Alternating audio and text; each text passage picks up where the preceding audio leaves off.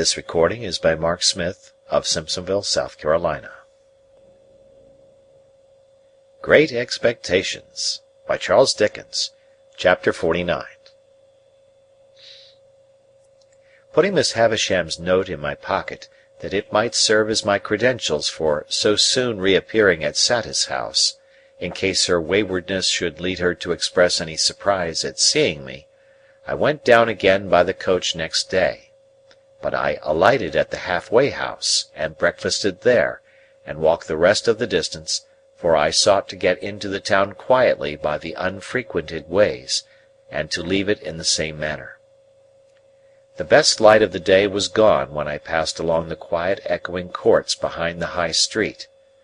The nooks of ruin where the old monks had once had their refectories and gardens, and where the strong walls were now pressed into the service of humble sheds and stables, were almost as silent as the old monks in their graves. The cathedral chimes had at once a sadder and a more remote sound to me, as I hurried on avoiding observation, than they had ever had before, so the swell of the old organ was borne to my ears like funeral music, and the rooks, as they hovered about the grey tower and swung in the bare high trees of the priory garden, seemed to call to me that the place was changed and that Estella was gone out of it for ever. An elderly woman, whom I had seen before as one of the servants who lived in the supplementary house across the back courtyard, opened the gate. The lighted candle stood in the dark passage within, as of old, and I took it up and ascended the staircase alone. Miss Havisham was not in her own room, but was in the larger room across the landing. Looking in at the door, after knocking in vain, I saw her sitting on the hearth in a ragged chair, close before, and lost in the contemplation of, the ashy fire. Doing as I had often done, I went in, and stood touching the old chimney-piece, where she could see me when she raised her eyes. There was an air of utter loneliness upon her, that would have moved me to pity, though she had wilfully done me a deeper injury than I could charge her with. As I stood compassionating her, and thinking how, in the progress of time, I too had come to be a part of the wrecked fortunes of that house, her eyes rested on me. She stared, and said in a low voice, "Is it real?" "It is I, Pip. Mr. Jaggers gave me your note yesterday, and I have lost no time." "Thank you, thank you." As I brought another of the ragged chairs to the hearth and sat down, I remarked a new expression on her face, as if she were afraid of me. "I want," she said, "to pursue that subject you mentioned to me when you were last here, and to show you that I am not all stone. But perhaps you can never believe now that there is anything human in my heart?" When I said some reassuring words, she stretched out her tremulous right hand as though she was going to touch me, but she recalled it again before I understood the action, or knew how to receive it. "You said, speaking for your friend, that you could tell me how to do something useful and good. Something that you would like done, is it not?" "Something that I would like done very much." "What is it?" I began explaining to her that secret history of the partnership. I had not got far into it, when I judged from her looks that she was thinking in a discursive way of me, rather than of what I said. It seemed to be so, for when I stopped speaking, many moments passed before she showed that she was conscious of the fact. "Do you break off," she asked then, with her former air of being afraid of me, "because you hate me so much to bear to speak to me?" "No, no," I answered. "How can you think so, Miss Havisham? I stopped because I thought you were not following what I said." "Perhaps I was not," she answered, putting a hand to her head. "Begin again, and let me look at something else. Stay. Now tell me." She set her hand upon her stick in the resolute way that sometimes was habitual to her, and looked at the fire with a strong expression of forcing herself to attend. I went on with my explanation, and told her how I had hoped to complete the transaction out of my means, but how in this I was disappointed. That part of the subject, I reminded her, involved matters which could form no part of my explanation, for they were the weighty secrets of another. "So," said she, assenting with her head, but not looking at me. "And how much money is wanting to complete the purchase?" I was rather afraid of stating it, for it sounded a large sum. £900. "If I give you the money for this purpose, will you keep my secret as you have kept your own?"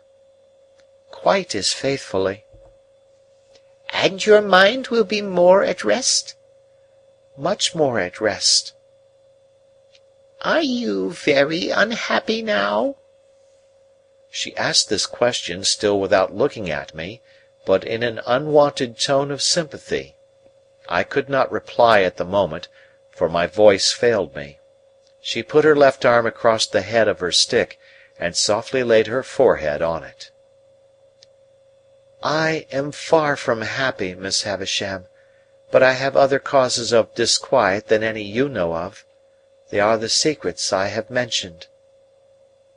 After a little while she raised her head and looked at the fire again. "It is noble in you to tell me that you have other causes of unhappiness. Is it true?" "Too true." "Can I only serve you, Pip, by serving your friend? Regarding that as done, is there nothing I can do for you yourself?" "Nothing. I thank you for the question. I thank you even more for the tone of the question. But there is nothing." She presently rose from her seat, and looked about the blighted room for the means of writing. There were none there, and she took from her pocket a yellow set of ivory tablets, mounted in tarnished gold, and wrote upon them with a pencil, in a case of tarnished gold that hung from her neck. "You are still on friendly terms with Mr. Jaggers?" "Quite. I dined with him yesterday." "This is an authority to him to pay you that money, to lay out at your irresponsible discretion for your friend.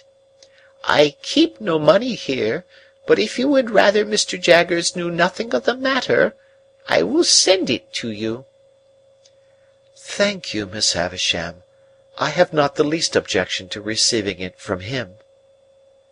She read me what she had written, and it was direct and clear, and evidently intended to absolve me from any suspicion of profiting by the receipt of the money. I took the tablets from her hand, and it trembled again, and it trembled more as she took off the chain to which the pencil was attached, and put it in mine. All this she did without looking at me. "My name is on the first leaf. If you can ever write under my name, I forgive her, though ever so long after my broken heart is dust, pray do it." "Oh, Miss Havisham," said I can do it now. There have been sore mistakes, and my life has been a blind and thankless one, and I want forgiveness and direction far too much, to be bitter with you." She turned her face to me for the first time since she had averted it, and to my amazement, I may even add to my terror, dropped on her knees at my feet, with her folded hands raised to me in the manner in which, when her poor heart was young and fresh and whole, they must often have been raised to heaven from her mother's side. To see her with her white hair and her worn face kneeling at my feet gave me a shock through all my frame. I entreated her to rise, and got my arms about her to help her up, but she only pressed that hand of mine which was nearest to her grasp, and hung her head over it, and wept. I had never seen her shed a tear before, and, in the hope that the relief might do her good, I bent over her without speaking. She was not kneeling now, but was down upon the ground. "Oh!" she cried despairingly. "What have I done? What have I done?" If you mean, Miss Havisham, what have you done to injure me, let me answer. Very little. I should have loved her under any circumstances. Is she married? Yes. It was a needless question, for a new desolation in the desolate house had told me so. What have I done? What have I done?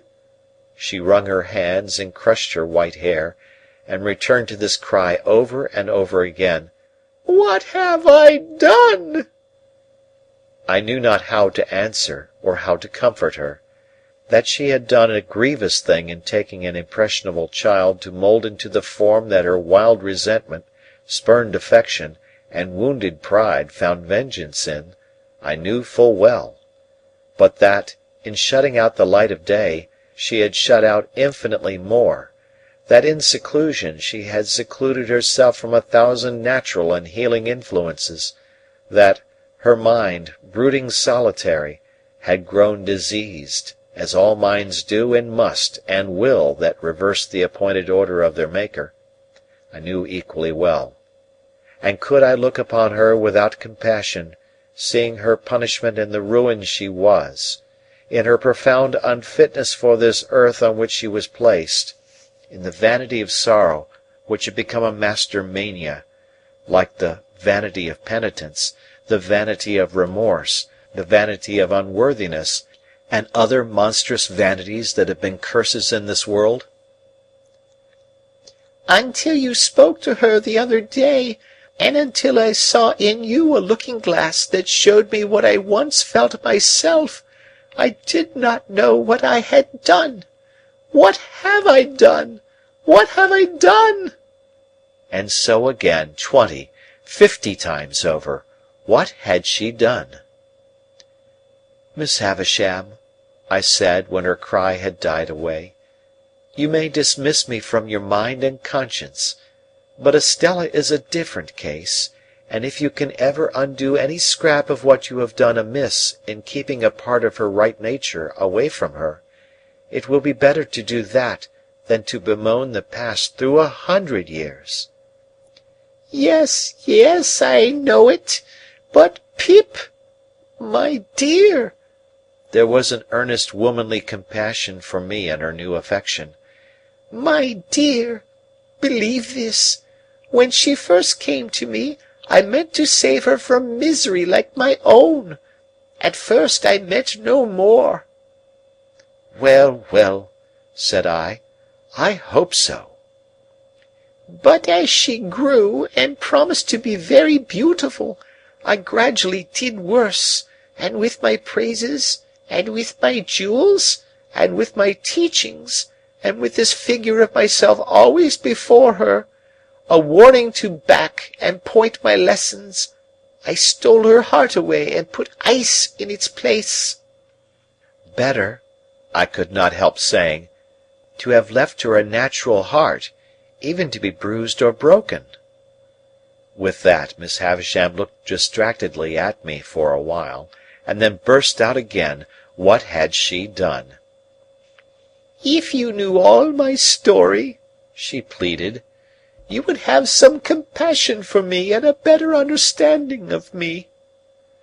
Miss Havisham, I answered as delicately as I could, I believe I may say that I do know your story, and have known it ever since I first left this neighbourhood.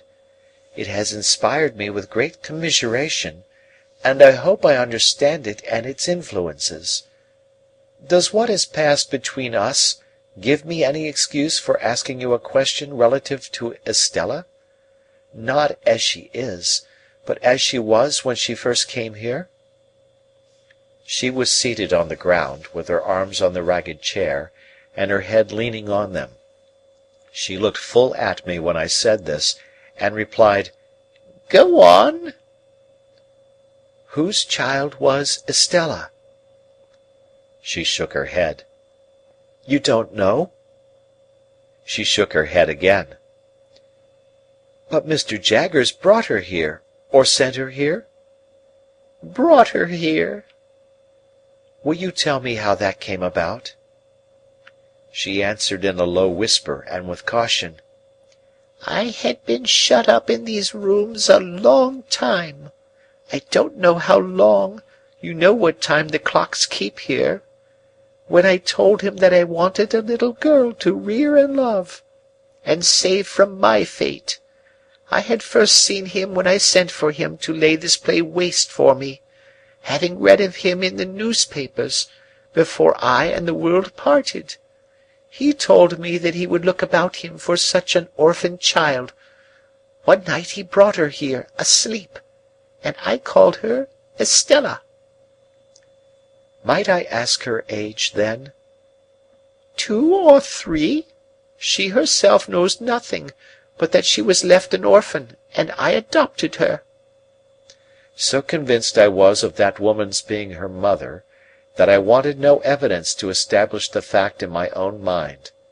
But to any mind, I thought, the connection here was clear and straight. What more could I hope to do by prolonging the interview? I had succeeded on behalf of Herbert. Miss Havisham had told me all she knew of Estella. I had said and done what I could to ease her mind. No matter with what other words we parted, we parted. Twilight was closing in when I went downstairs into the natural air. I called to the woman who had opened the gate when I entered, that I would not trouble her just yet, but would walk round the place before leaving. For I had a presentiment that I should never be there again, and I felt that the dying light was suited to my last view of it. By the wilderness of casks that I had walked on long ago, and on which the rain of years had fallen since, rotting them in many places, and leaving miniature swamps and pools of water upon those that stood on end, I made my way to the ruined garden. I went all round it, round by the corner where Herbert and I had fought our battle, round by the paths where Estella and I had walked. So cold, so lonely, so dreary all. Taking the brewery on my way back, I raised the rusty latch of a little door at the garden end of it and walked through. I was going out at the opposite door, not easy to open now, for the damp wood had started and swelled, and the hinges were yielding, and the threshold was encumbered with a growth of fungus, when I turned my head to look back. A childish association revived with wonderful force in the moment of the slight action, and I fancied that I saw Miss Havisham hanging to the beam. So strong was the impression, that I stood under the beam shuddering from head to foot before I knew it was a fancy, though to be sure I was there in an instant. The mournfulness of the place and time, and the great terror of this illusion, though it was but momentary, caused me to feel an indescribable awe as I came out between the open wooden gates where I had once wrung my hair after Estella had wrung my heart. Passing on into the front courtyard, I hesitated whether to call the woman to let me out at the locked gate, of which she had the key, or first to go upstairs and assure myself that Miss Havisham was as safe and well as I had left her. I took the latter course and went up. I looked into the room where I had left her, and saw her seated in the ragged chair upon the hearth, close to the fire, with her back towards me. In the moment when I was withdrawing my head to go quietly away, I saw a great flaming light spring up. In the same moment I saw her running at me, shrieking, with a whirl of fire blazing all about her, and soaring at least as many feet above her head as she was high. I had a double-caped great coat on, and over my arm another thick coat. That I got them off, closed with her, threw her down and got them over her, that I dragged the great cloth from the table for the same purpose, and with it dragged down the heap of rottenness in the midst, and all the ugly things that sheltered there, that we were on the ground struggling like desperate enemies, and that the closer I covered her, the more wildly she shrieked and tried to free herself. That this occurred, I knew through the result, but not through anything I felt, or thought, or knew I did. I knew nothing until I knew that we were on the floor by the great table, and that patches of tinder yet alight were floating in the smoky air, which a moment ago had been her faded bridal dress. Then I looked round and saw the disturbed beetles and spiders running away over the floor, and the servants coming in with breathless cries at the door. I still held her forcibly down with all my strength, like a prisoner who might escape, and I doubt if I even knew who she was, or why we had struggled, or that she had been in flames, or that the flames were out, until I saw the patches of tinder that had been her garments no longer alight, but falling in a black shower around us. She was insensible, and I was afraid to have her moved or even touched. Assistance was sent for, and I held her until it came, as if I unreasonably fancied, I think I did, that, if I let her go, the fire would break out again and consume her. When I got up, on the surgeon's coming to her with other aid, I was astonished to see that both my hands were burnt, for I had no knowledge of it through the sense of feeling.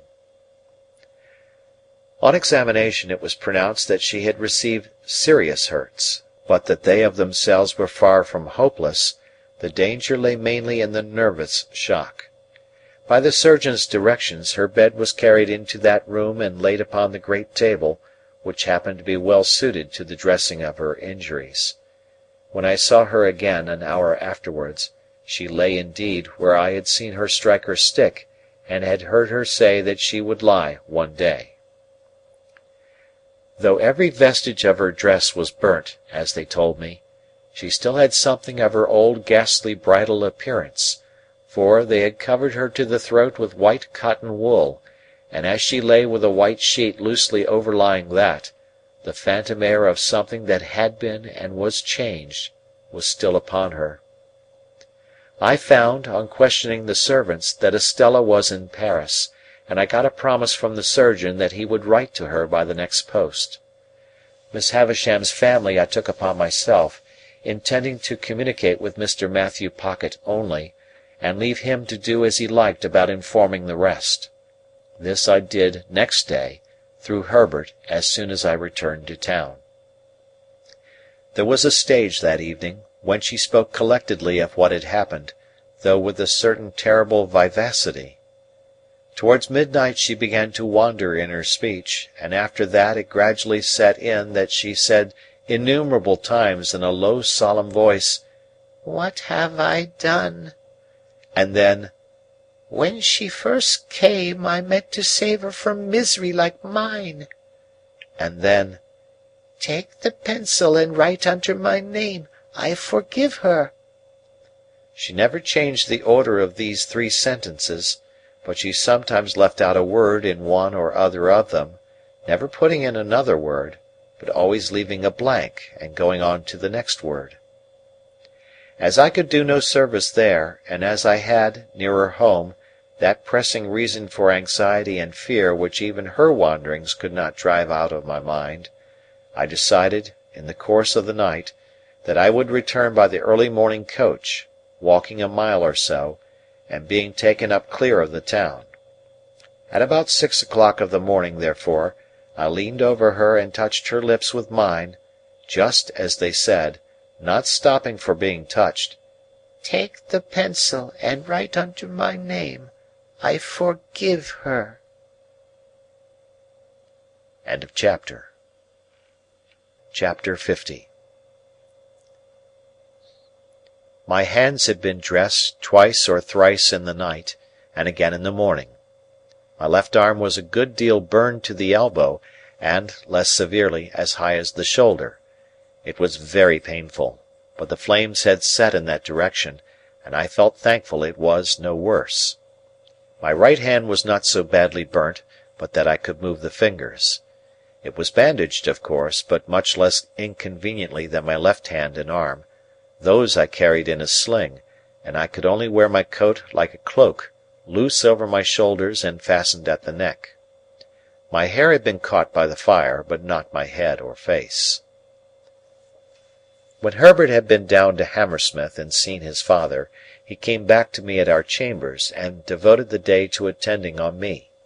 He was the kindest of nurses, and at stated times took off the bandages and steeped them in the cooling liquid that was kept ready, and put them on again with a patient tenderness that I was deeply grateful for.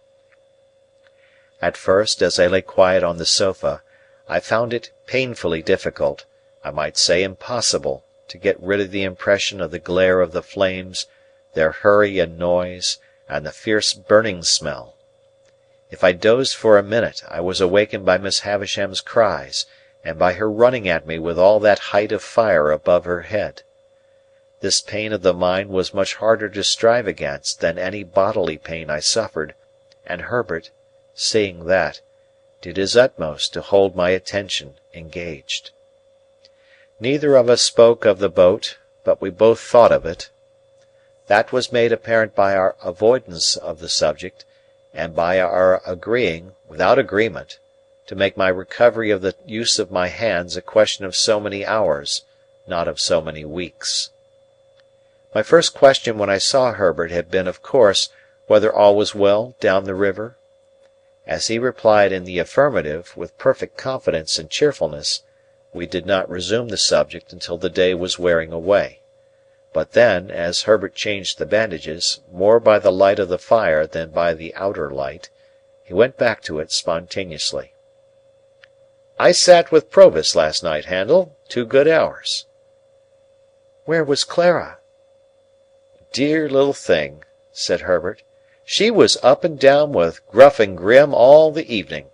He was perpetually pegging at the floor the moment she left his sight. I doubt if he can hold out long, though. What with rum and pepper and rum, I should think his pegging must be nearly over." "And then you will be married, Herbert?" "How can I take care of the dear child otherwise? Lay your arm out upon the back of the sofa, my dear boy, and I'll sit down here, and get the bandage off so gradually that you shall not know when it comes. I was speaking of Provis. Do you know, Handel, he improves?" "I said to you I thought he was softened when I last saw him." "So you did, and so he is. He was very communicative last night, and told me more of his life. You remember his breaking off here about some woman that he had had great trouble with. Did I hurt you?" I had started, but not under his touch. His words had given me a start. "I had forgotten that, Herbert, but I remember it now you speak of it." "Well, he went into that part of his life, and a dark, wild part it is. Shall I tell you? Or would it worry you just now?" "Tell me by all means, every word." Herbert bent forward to look at me more nearly, as if my reply had been rather more hurried or more eager than he could quite account for. "Your head is cool?" he said, touching it. "Quite," said I. "Tell me what Provis said, my dear Herbert." "It seems," said Herbert, "there's a bandage off most charmingly, and now comes the cool one. Makes you shrink at first, my poor dear fellow, don't it? But it will be comfortable presently. It seems that the woman was a young woman, and a jealous woman, and a revengeful woman. Revengeful, Handel, to the last degree." "To what last degree?" "Murder. Does it strike too cold on that sensitive place?" "I don't feel it. How did she murder? Whom did she murder?" "Why, the deed may not have merited quite so terrible a name," said Herbert, "but she was tried for it, and Mr. Jaggers defended her, and the reputation of that defence first made his name known to Provis. It was another and a stronger woman who was the victim, and there had been a struggle in a barn. Who began it, or how fair it was, or how unfair, may be doubtful, but how it ended is certainly not doubtful, for the victim was found throttled." "Was the woman brought in guilty?" "No, she was acquitted." "My poor Handel, I hurt you." "It is impossible to be gentler, Herbert." "Yes, what else?"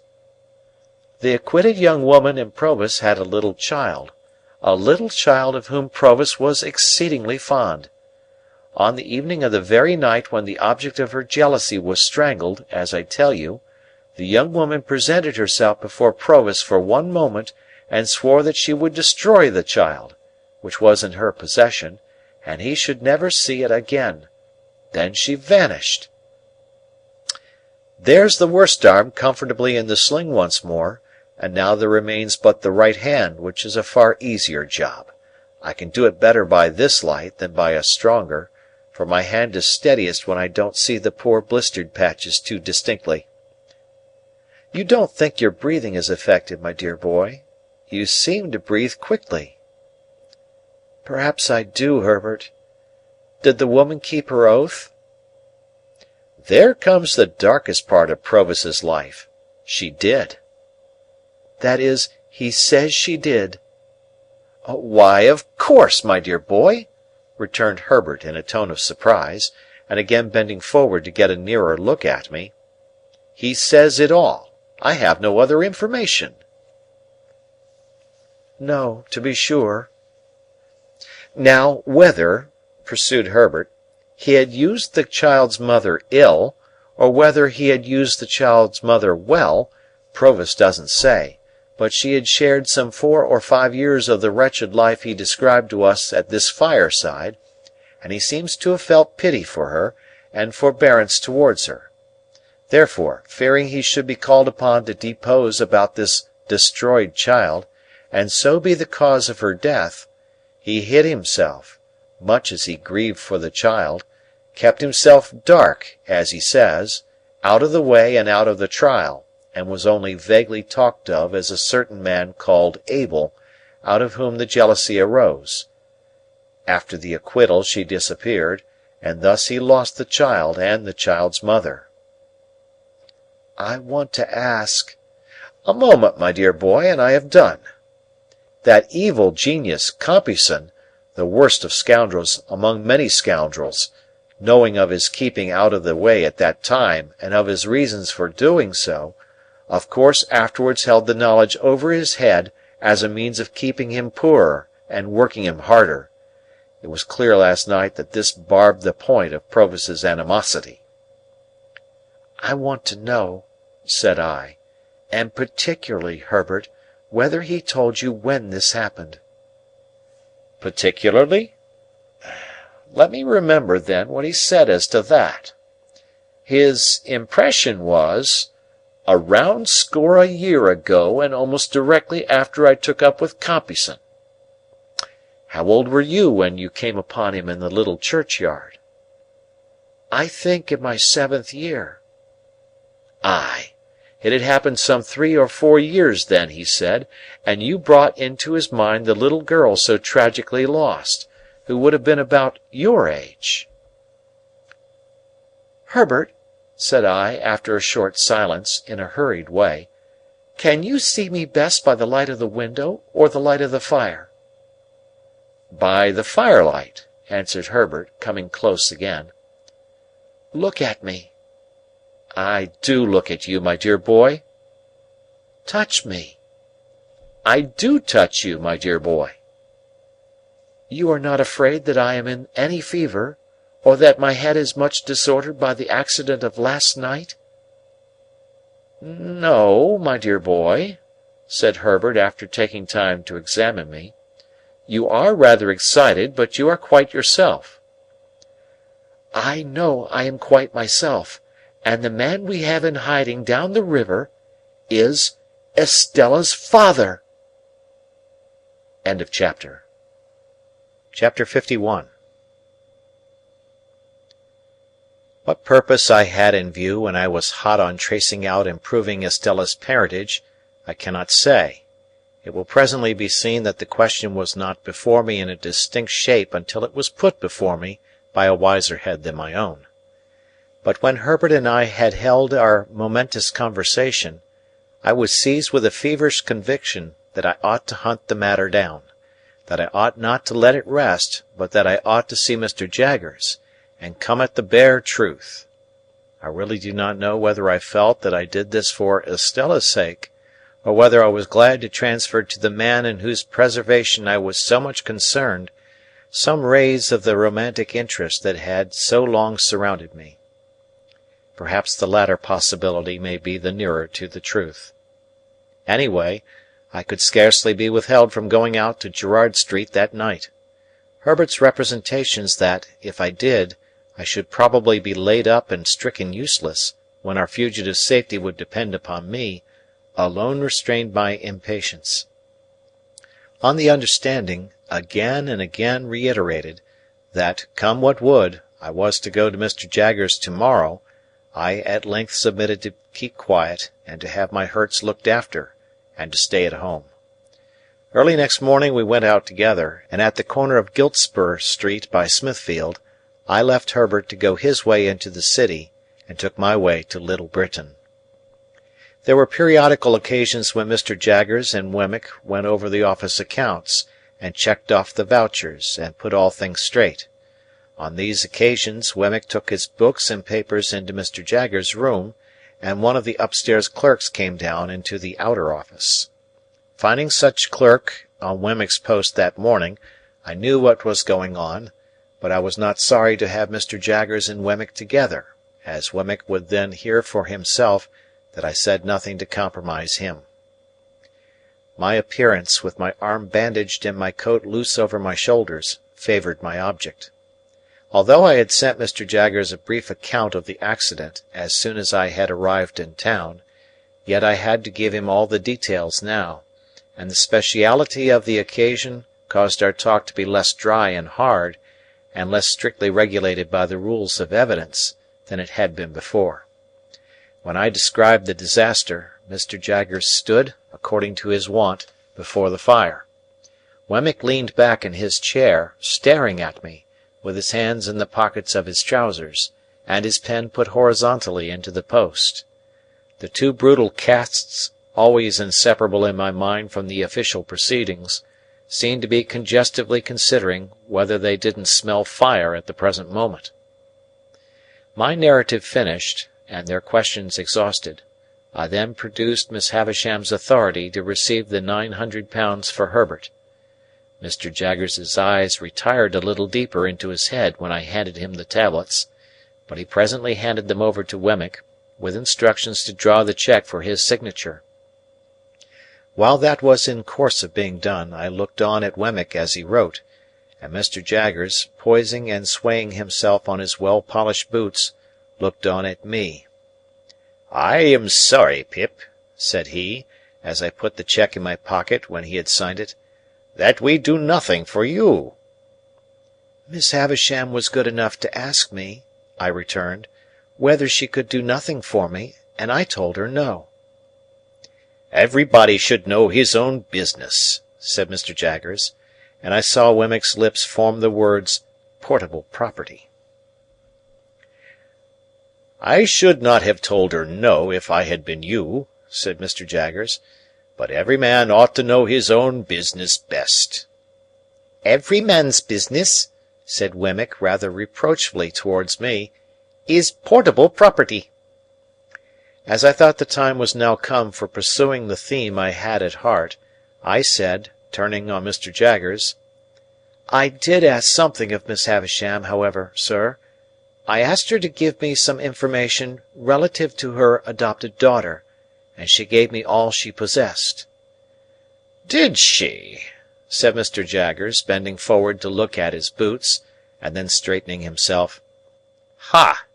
I don't think I should have done so if I had been Miss Havisham. But she ought to know her own business best." "I know more of the history of Miss Havisham's adopted child than Miss Havisham herself does, sir. I know her mother." Mr. Jaggers looked at me inquiringly, and repeated, "Mother?"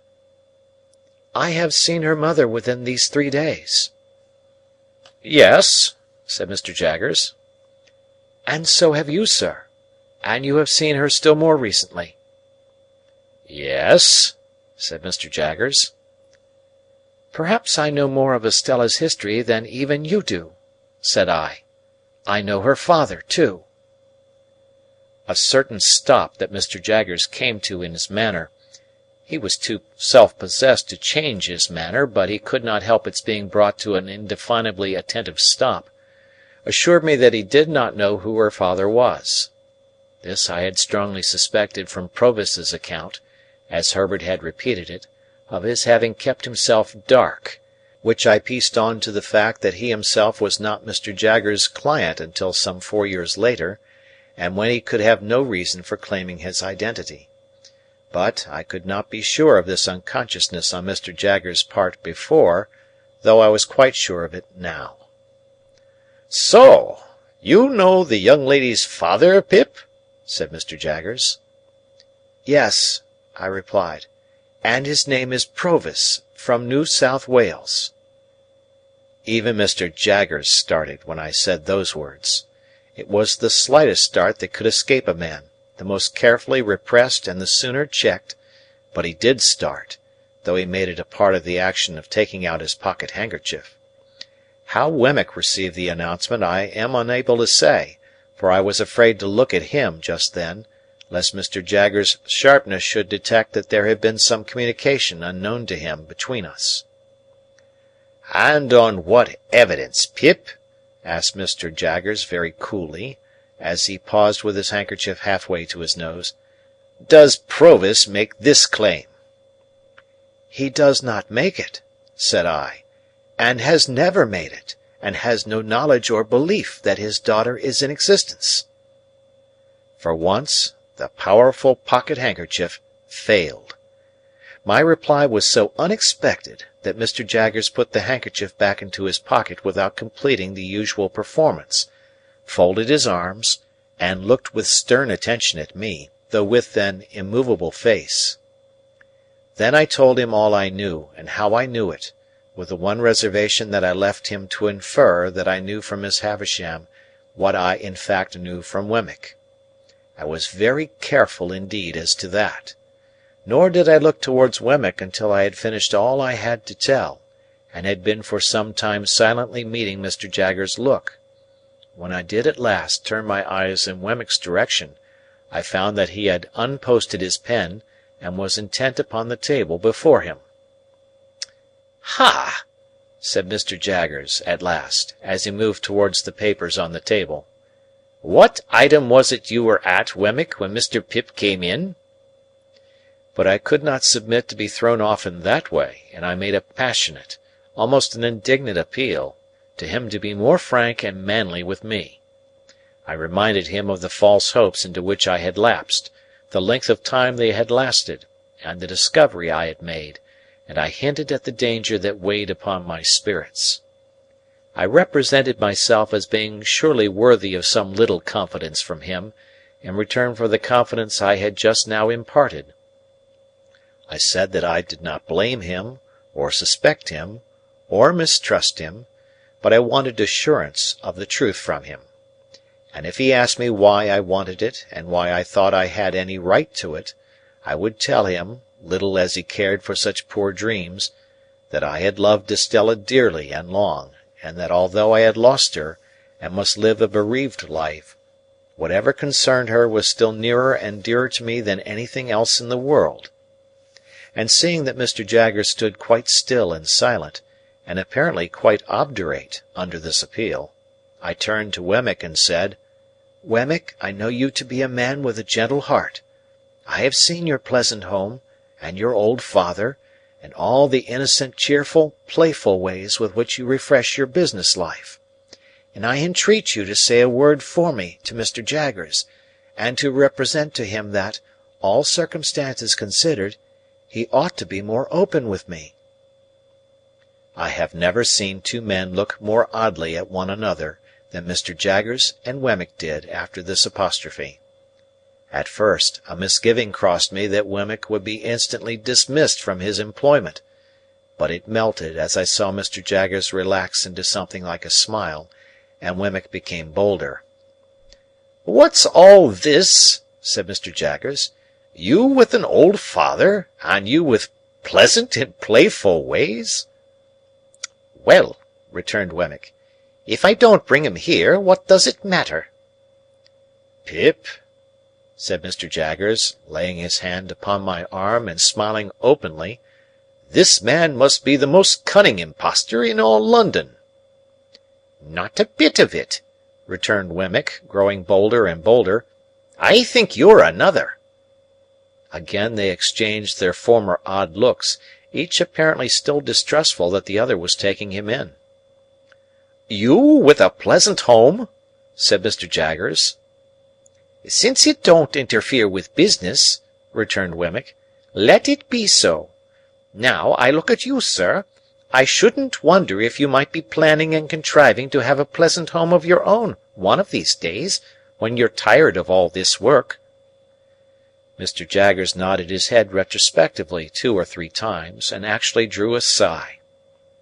"Pip," said he, "we won't talk about poor dreams, and you know more about such things than I, having much fresher experience of that kind. But now about this other matter. I'll put a case to you. Mind, I admit nothing."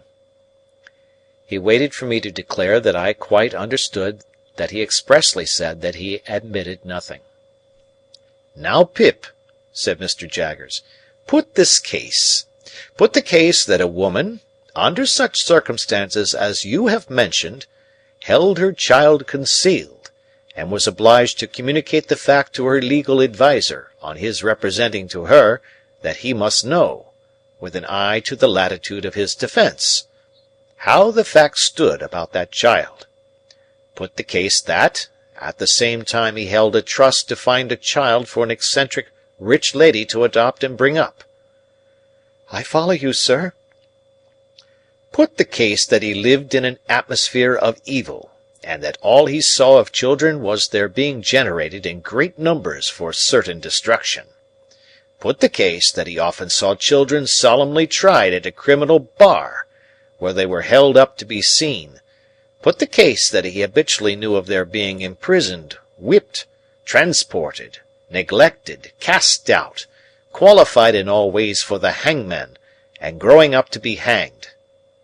Put the case that pretty nigh all the children he saw in his daily business life he had reason to look upon as so much spawn, to develop into the fish that were to come to his net, to be prosecuted, defended, forsworn, made orphans, bedevilled somehow."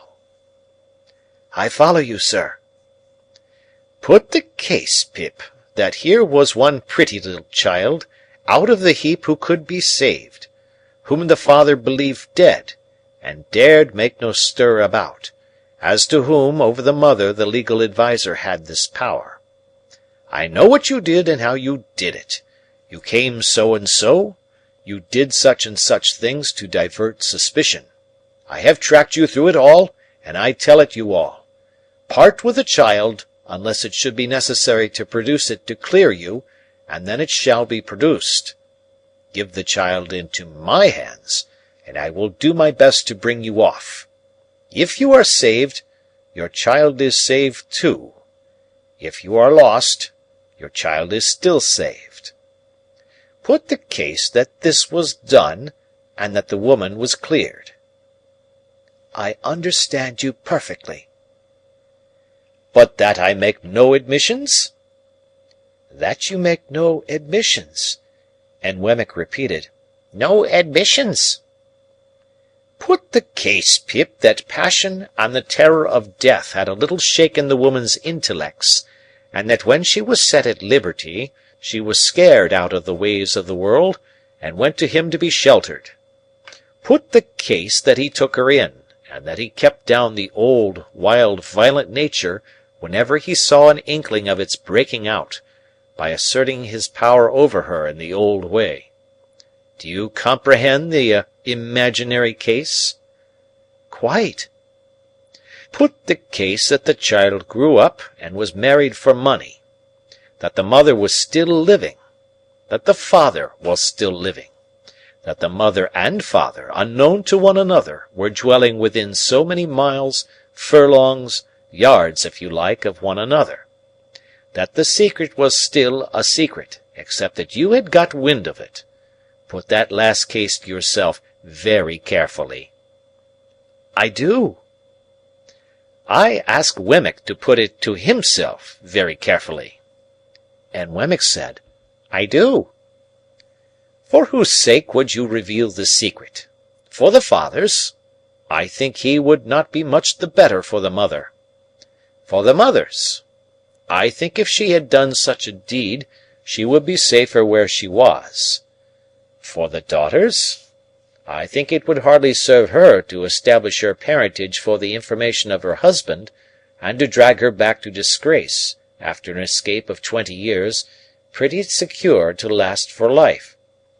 But add the case that you had loved her, Pip, and had made her the subject of those poor dreams, which have at one time or another been in the heads of more men than you think likely, then I tell you that you had better, and would much sooner, when you had thought well of it, chop off that bandaged left hand of yours with your bandaged right hand, and then pass the chopper on to Wemmick here to cut that off too." I looked at Wemmick, whose face was very grave. He gravely touched his lips with his forefinger. I did the same.